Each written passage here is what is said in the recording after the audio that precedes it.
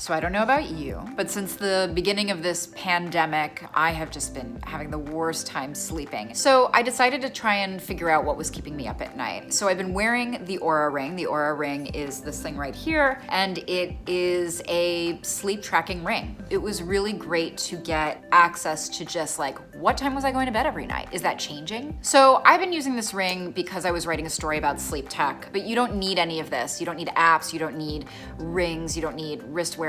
You can do all of this yourself. You wanna just keep a journal. And that means writing down what time you're going to bed, what time you're waking up, if you're waking up in the middle of the night. Perhaps you'll include a little extra data like, are you working out? What did you eat? Or are you eating at all? It doesn't have to be super detailed, but you wanna give yourself a rough sketch of sort of what your day-to-day is like, because once you know this stuff, then you can start experimenting. So I realized pretty quickly after I started self-isolating that I wasn't working out at all. And I didn't need the ring to tell me that. I was pretty aware.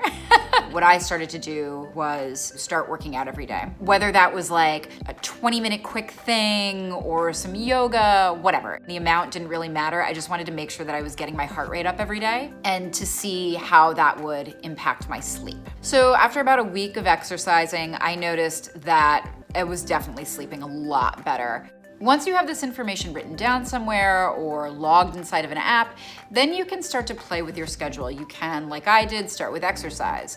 If exercise is too much, start with meditation. See if 5 minutes a day impacts how you're sleeping at night. Then you can start messing with your diet, start messing with screen time. How much time are you spending on your computer before bed? How much time are you spending on your phone before bed? And all of this just gives you more control over what time you're going to bed, what time you're getting up, how good of sleep you're getting. And ultimately, you don't want to just have good sleep for the sake of having good sleep. You want to get a good night's rest so that you feel better, because we could all feel just a little bit better during these very challenging times.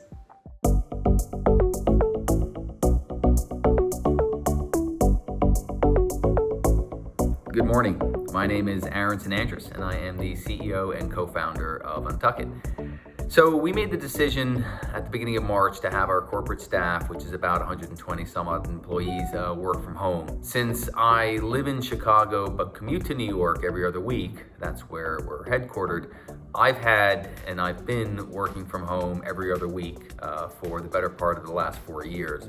You'd think during this time I would have established a fair amount of structure around my day, things like dedicated workstations and the like. Unfortunately, that's not the case. I am a total roamer. I spend most of my days on the phone.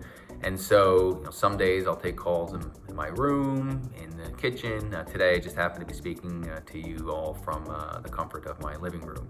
I think most people are surprised by the amount of discipline that it takes to efficiently work from home. It's really easy to take your foot off the gas and difficult at times to stay engaged.